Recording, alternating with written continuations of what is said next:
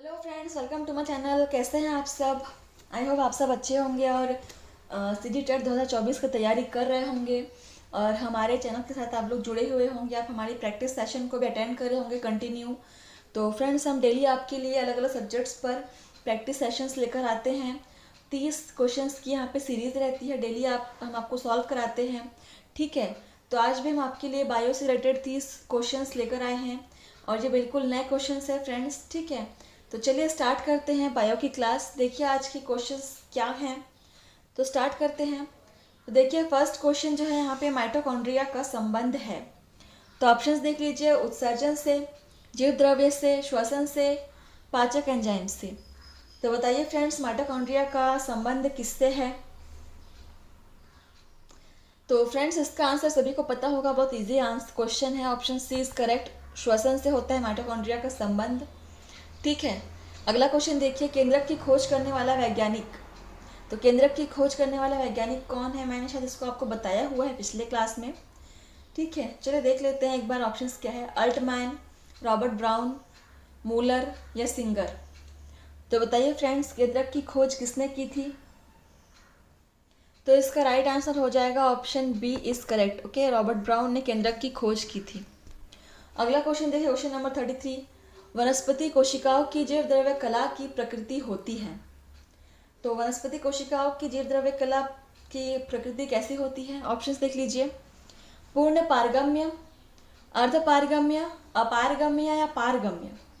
तो बताइए फ्रेंड्स, क्या हो जाएगा इसका राइट आंसर क्वेश्चन नंबर 33 का? तो यहाँ पे सही आंसर हो जाएगा फ्रेंड्स ऑप्शन नंबर बी, अर्ध पारगम्य होती है। ठीक है, क्वेश्चन नंबर 34 देखिए, प्रोटीन संश्लेषण से संबंधित है। तो क्या संबंधित है? देखिए ऑप्शंस, राइबोसोम, केंद्रक, ल्यूकोप्लास्ट या गोल्जी काय। तो बताइए फ्रेंड्स, प्रोटीन संश्लेषण से संबंधित ऑर्गन कौन सा है? तो यहाँ पे इसका राइट आंसर हो जाएगा फ्रेंड्स ऑप्शन ए, राइबोसोम। ठीक है, एंड तो चलिए अगला क्वेश्चन देखते हैं क्या है। प्रोकैरियोटिक कोशिका है। तो ऑप्शंस देख लीजिए, जीवाणु में, नील हरित शैवाल में, ब्रायोफाइटा में या जीवाणु व नील हरित शैवाल में। तो फ्रेंड्स आप लोग को प्रोकैरियोटिक कोशिका और यूकैरियोटिक कोशिका के बीच में अंतर तो पता ही होगा।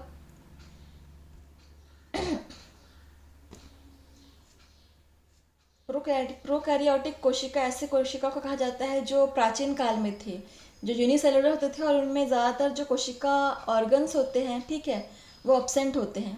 उनमें न्यूक्लियर मेम्ब्रेन भी एब्सेंट होता है और बाकी जैसे बहुत सारे ऑर्गन्स होते हैं कोशिका के, वो सारी चीज़ें नहीं होते हैं उसमें। ठीक है, और यूकैरियोटिक कोशिका जो अभी मॉडर्न जो कोशिका है वो सारी यूकैरियोटिक के अंतर्गत आते हैं। इसमें जो कोशिकाएं होती है वो मल्टी सेलुलर होती है। ठीक है, और इसमें बहुत सारे कोशिका अंगक भी पाए जाते हैं और प्लस इसमें न्यूक्लियस में आपको चारों तरफ एक न्यूक्लियस मेम्ब्रेन भी आपको मिल जाएगी और ये न्यूक्लियस मेम्ब्रेन जो है वो प्रोकैरियोटिक कोशिका में एब्सेंट रहती है। तो चलिए देखते हैं इसका आंसर क्या हो जाएगा। प्रोकैरियोटिक कोशिका है वो, उसका आंसर हो जाएगा ऑप्शन डी, जीवाणु व नील हरित शैवाल में। ठीक है, चलिए अगला क्वेश्चन देखते हैं हम। सबसे अधिक हरित लवक पाए जाते हैं।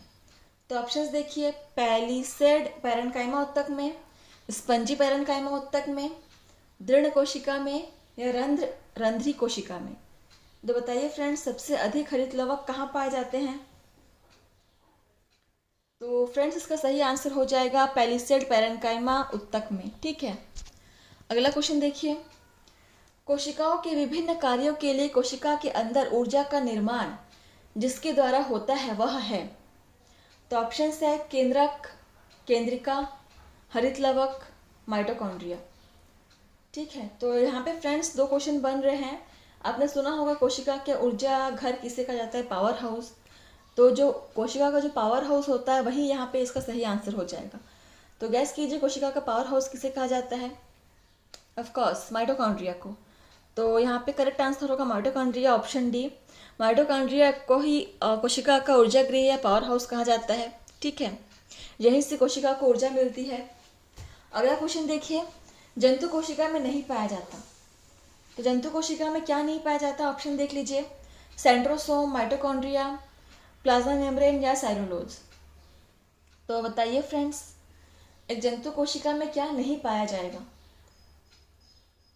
सेंट्रोसोम भी पाया जाता है, माइटोकॉन्ड्रिया भी पाया जाता है, प्लाज्मा मेम्ब्रेन तो पाया जाता ही है, बहुत इंपॉर्टेंट है, लेकिन सेलुलोज जो है वो एनिमल सेल में नहीं पाया जाता फ्रेंड्स, ये ओनली प्लांट सेल में पाया जाता है। ठीक है, अगला क्वेश्चन देख लीजिए, प्रकाश संश्लेषण होता है, ऑप्शंस है राइबोसोम में, अंतःप्रद्रव्य जालिका में, माइटोकॉन्ड्रिया में या हरित लवक में। तो बताइए फ्रेंड्स, प्रकाश संश्लेषण कहाँ होता है? तो सबसे पहले आप ये जान लीजिए कि प्रकाश संश्लेषण किन में होता है, एनिमल सेल में या प्लांट सेल में। ऑब्वियस सी बात है, प्रकाश संश्लेषण की क्रिया प्लांट सेल में होती है, और अगर प्लांट सेल में होती है तो प्लांट सेल में ऐसी कौन सी चीज़ है जो एनिमल सेल में नहीं पाई जाती? ऑब्वियस सी बात है, हरित लवक, क्लोरोप्लास्ट। ठीक है, यहाँ पे जो राइट आंसर होगा वो हरित लवक हो जाएगा फ्रेंड्स। ठीक है, अगला क्वेश्चन देखिए, राइबोसोम का कार्य है, ऑप्शन है श्वसन, प्रोटीन संश्लेषण, प्रकाश संश्लेषण या कोशिका विभाजन। तो बताइए फ्रेंड्स, राइबोसोम का क्या कार्य है? तो फ्रेंड्स, इसका सही आंसर क्या हो जाएगा? तो right answer is option B, protein संश्लेषण होता है राइबोसोम का कार्य। नेक्स्ट क्वेश्चन देखिए, जीव द्रव्य होता है, ऑप्शंस है एक आयनिक घोल, एक विलयन, एक सामान्य द्रव या एक कोलाइडल घोल। तो बताइए फ्रेंड्स, जीव द्रव्य क्या होता है? तो इसका सही आंसर हो जाएगा फ्रेंड्स, एक कोलाइडल घोल। जीव द्रव्य एक कोलाइडल सॉल्यूशन होता है। ठीक है, नेक्स्ट क्वेश्चन देखिए, रिक्तिका जिस झिल्ली से घिरी होती है उसे कहते हैं, ऑप्शन है प्लाज्मा झिल्ली, टोनोप्लास्ट, केंद्रकीय झिल्ली या कोशिका झिल्ली। तो बताइए फ्रेंड्स, क्या होगा आंसर? तो फ्रेंड्स, ये रिक्तिका जो होती है, एक चीज़ आपको इंपॉर्टेंट आपको बता दो इन्फॉर्मेशन, ये रिक्तिकाएँ जो होती हैं अधिकांशतः प्लांट सेल में पाई जाती है। प्लांट सेल में रिक्तिकाएँ बहुत बड़ी होती हैं। ठीक है, एनिमल सेल में रिक्तिकाएँ बहुत छोटी छोटी होती हैं, ना के बराबर होती है। ठीक है, तो रिक्तिका जिस झिल्ली के द्वारा घिरी होती है उसे कहा जाता है tonoplast. Option B is correct. ठीक है, अगला क्वेश्चन देखिए, निम्न में से किस जीव की कोशिका में तारक काय होता है? तो ऑप्शंस है प्याज, आलू, बैंगन, मेंढक। तो बताइए फ्रेंड्स, तारक काय किस जीव की कोशिका में पाया जाता है? तो ये तो बहुत इजी है, आप लोग को देखते ही समझ में आ जा रहा होगा इसका आंसर क्या होगा। तो इसका सही आंसर है फ्रेंड्स ऑप्शन डी, मेंढक। मेंढक की ही कोशिकाओं में यहाँ पे तारक काय प्रेजेंट होगा, बाकी सब तो प्लांट सेल में आ जाते हैं। अगला देखिए, कोशिका भित्ति पाई जाती है, ऑप्शंस है जंतु कोशिका में, वनस्पति कोशिका में, ए व बी दोनों में या किसी में नहीं। तो बताइए फ्रेंड्स, तो ये तो मैंने आपको बताया हुआ है। हाँ फ्रेंड्स, यहाँ पे जो आपको टिक लगा हुआ दिख रहा है उस पर आप ध्यान मत दीजिए, क्योंकि ज़रूरी नहीं है कि वो राइट आंसर पे टिक लगा हुआ है। ठीक है, तो इसका सही आंसर हो जाएगा friends option B is correct. वनस्पति कोशिकाओं में ही कोशिका भित्ति पाई जाती है और एनिमल सेल में कोशिका भित्ति नहीं पाई जाती। ये एक इम्पॉर्टेंट डिफरेंस है plant cell and animal cell में। ठीक है, तो चलिए आगे बढ़ते हैं। अगला क्वेश्चन देखिए, निम्न में से कौन सा कोशिकांग केवल पादपों में पाया जाता है? ऑप्शन है माइटोकॉन्ड्रिया, लवक, राइबोसोम या केंद्रक। तो बताइए फ्रेंड्स, क्या हो जाएगा इसका राइट आंसर? ऐसा कौन सा कोशिकांग है जो केवल प्लांट सेल में ही पाया जाता है? तो इसका राइट आंसर हो जाएगा फ्रेंड्स ऑप्शन बी, लवक, प्लास्टिड। ठीक है, अगला क्वेश्चन देखिए, जीवन का भौतिक आधार है, ऑप्शन है केंद्रक, जल, जीव द्रव्य या खनिज लवण। तो बताइए फ्रेंड्स, क्या हो जाएगा सही आंसर इसका? जीवन का भौतिक आधार क्या हो जाएगा? तो इसका सही आंसर हो जाएगा फ्रेंड्स ऑप्शन सी, जीव द्रव्य। अगला क्वेश्चन देखिए, कोशिका का ऊर्जा गृह पावर हाउस है, तो ये मैंने आपको पहले ही बताया हुआ है। तो चलिए ऑप्शंस देखते हैं, गोल्जी काय, राइबोसोम, माइटोकॉन्ड्रिया या लवक। तो ये तो बहुत इजी है, तो इसका सही आंसर क्या हो जाएगा friends? Mitochondria, power house of cell. ठीक है, अगला क्वेश्चन देखिए, कोशिका की सभी उपापचयी क्रियाओं को नियंत्रित करता है। तो ऑप्शंस है केंद्रक, गोल्जिकाय, राइबोसोम या लवक। तो फ्रेंड्स, कोशिका की सभी क्रियाओं का नियंत्रण सिर्फ एक ही कोशिकांग करता है, वो है केंद्रक। तो सही आंसर क्या हो जाएगा? केंद्रक। अगला क्वेश्चन देखते हैं, पैतृक लक्षणों को संतानों में ले जाता है। ऑप्शन है हरित लवक, केंद्रक, माइटोकॉन्ड्रिया या तारककाय। तो पैतृक लक्षणों को संतानों तक जाने का काम कौन सा कोशिकांग करता है फ्रेंड्स? तो ऑप्शन बी इज करेक्ट, केंद्रक। अगला क्वेश्चन देखते हैं, कोशिका भित्ति की उपस्थिति किसका लक्षण है? ठीक है, तो ऑप्शंस देखिए, पादप कोशिका, प्राणी कोशिका, विषाणु या इनमें से किसी का नहीं। तो फ्रेंड्स, यही मैंने आपको बताया हुआ है कोशिका भित्ति किसकी कैरेक्टरिस्टिक है।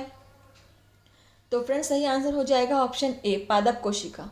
एनिमल सेल में कोशिका भित्ति नहीं पाई जाती। ठीक है, और अगला क्वेश्चन देखते हैं, मध्य पटलिका मुख्यतः बनी होती है। ऑप्शंस है कैल्शियम से, मैग्नीशियम से, कैल्शियम व मैग्नीशियम से, कैल्शियम व मैग्नीशियम पैक्टेट से। तो बताइए फ्रेंड्स, मध्य पटलिका किसकी बनी होती है? क्वेश्चन नंबर 51, आंसर बताइए। तो इसका करेक्ट आंसर हो जाएगा option D, calcium and magnesium pectate से। ठीक है, अगला क्वेश्चन देखिए, कोशिका भित्ति में सेलुलोज व पैक्टिन व हेमिसेलुलोज से बनी परत होती है। ऑप्शन है कोशिका भित्ति, कोशिका कला, प्राथमिक कोशिका भित्ति या द्वितीयक कोशिका भित्ति। तो बताइए फ्रेंड्स, सेलुलोज व पैक्टिन व हेमिसेलुलोज की बनी परत क्या कहलाती है कोशिका भित्ति में? तो क्वेश्चन नंबर 52 का सही आंसर हो जाएगा ऑप्शन सी, प्राथमिक कोशिका भित्ति। अगला क्वेश्चन देखिए, प्रायः कोशिका भित्ति में परतें होती हैं। ऑप्शंस है प्राथमिक, द्वितीयक, तृतीयक, इनमें से सभी। तो बताइए फ्रेंड्स, इसका आंसर क्या होगा? कोशिका भित्ति में कितनी परतें होती हैं? तो सही आंसर हो जाएगा फ्रेंड्स, इनमें से सभी। Option D is correct. ठीक है, चलिए अगला क्वेश्चन देखते हैं। इसी प्रकार से धीरे धीरे हम आपको ऐसी बहुत सारी क्वेश्चंस की सीरीज़ प्रोवाइड कराते रहेंगे फ्रेंड्स। अगर आपको हमारे चैनल की वीडियोस कंटेंट पसंद आते हैं तो आप हमें लाइक, कमेंट और शेयर कीजिए। ठीक है, इससे हमें भी मतलब कि अच्छा लगता है कि हम आपके लिए और मेहनत करें, आपके लिए और अच्छे अच्छे कंटेंट लेकर आ जाए। ठीक है, तो चलिए फ्रेंड्स आगे बढ़ते हैं। कोशिकाओं के बीच उत्तेजना तथा खाद्य पदार्थों का आदान प्रदान होता है किसके द्वारा? ऑप्शंस है मध्य पटलिका, जीवद्रव तंतु, प्लाज्मा झिल्ली या द्वितीयक भित्ति। तो बताइए फ्रेंड्स, क्या हो जाएगा सही आंसर? तो ऑप्शन बी इज करेक्ट, जीवद्रव तंतु। अगले क्वेश्चन पर आ जाते हैं, कोशिका कला का लक्षण है। ऑप्शंस है पारगम्यता, चयनात्मकता, चयनात्मक पारगम्यता या अपारगम्यता। तो बताइए फ्रेंड्स, क्या हो जाएगा इसका सही आंसर? तो friends, correct answer is option C, चयनात्मक पारगम्यता। तो नेक्स्ट क्वेश्चन, कोशिका कला की संरचना का मॉडल देने वाले थे। ऑप्शन है सिंगर व निकलसन या फेफर। तो क्या हो जाएगा इसका आंसर फ्रेंड्स? कोशिका कला की संरचना का मॉडल देने वाले थे, मतलब किसने दिया था? तो right answer is option C, Singer and Nicolson दोनों ने मिलकर ये कोशिका कला की संरचना का मॉडल दिया था। ठीक है, अगला क्वेश्चन देखते हैं, तरल मोज़ेक मॉडल किससे संबंधित है? तो ऑप्शंस है कोशिका भित्ति, कोशिका कला, प्लाज्मोडेस्माटा, समाकल प्रोटीन। तो बताइए फ्रेंड्स, तरल मोज़ेक मॉडल यानी फ्लूइड मोज़ेक मॉडल किससे रिलेटेड है? तो क्वेश्चन नंबर 57 का राइट आंसर हो जाएगा ऑप्शन नंबर बी, कोशिका कला। अगला क्वेश्चन देखिए, पादप कोशिका की रसोई है। ठीक है, पादप कोशिका की रसोई होनी सेल का किचन किसे कहा जाता है? तो ऑप्शंस देख लीजिए, माइटोकॉन्ड्रिया, राइबोसोम, क्लोरोप्लास्ट या गोल्जिकाय। तो जिस प्रकार से कोशिका की पावर हाउस माइटोकॉन्ड्रिया को कहते हैं, उसी प्रकार से एक ऑर्गन ऐसा भी है जिसे कोशिका का किचन कहा जाता है, यानी रसोई घर कहा जाता है। तो बताइए किसे कहा जाता है। तो इसका राइट आंसर हो जाएगा friends option C is correct, chloroplast. जीव द्रव्य में जल का प्रतिशतता होता है, तो ऑप्शन देख लीजिए, ठीक है। 15 से 25%, 25 से 45%, 45 से 50% या 75 से 85%। तो जीव द्रव्य में जल का प्रतिशत कितना होगा फ्रेंड्स, बताइए। तो इसका राइट आंसर हो जाएगा ऑप्शन डी, 75 से 85%। अगला क्वेश्चन देखिए। तो ये हमारा लास्ट क्वेश्चन है आज के प्रैक्टिस सेट का। इसके साथ ही आपके 30 क्वेश्चन कंप्लीट हो जाएंगे। तो देखिए क्या क्वेश्चन है। केंद्रिक संगठन है, ऑप्शन है प्राथमिक संकीर्णन, द्वितीयक संकीर्णन, टीलोमियर या इनमें से कोई नहीं। तो बताइए फ्रेंड्स क्या हो जाएगा इसका आंसर। तो फ्रेंड्स राइट आंसर होगा ऑप्शन बी, द्वितीयक संकीर्णन, ठीक है। तो फ्रेंड्स इसी के साथ आपके जो 30 क्वेश्चन की सीरीज़ है वो समाप्त होती है। तो फ्रेंड्स इस तरह से हम आपके लिए और भी नए नए और इम्पोर्टेंट क्वेश्चन के सीरीज़ लेकर आते रहेंगे। आप हमारे साथ बने रहिए।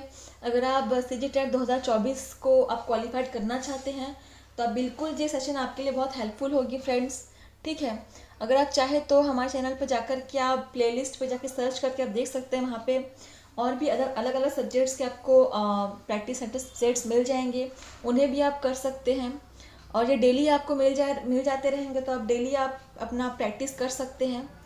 तो फ्रेंड्स इसी प्रकार से हमारे साथ बने रहिए और हमें इसे आपके इस तरह से बने रहने से हमें प्रोत्साहन मिलता है कि हम और आपके लिए मेहनत करें, ठीक है।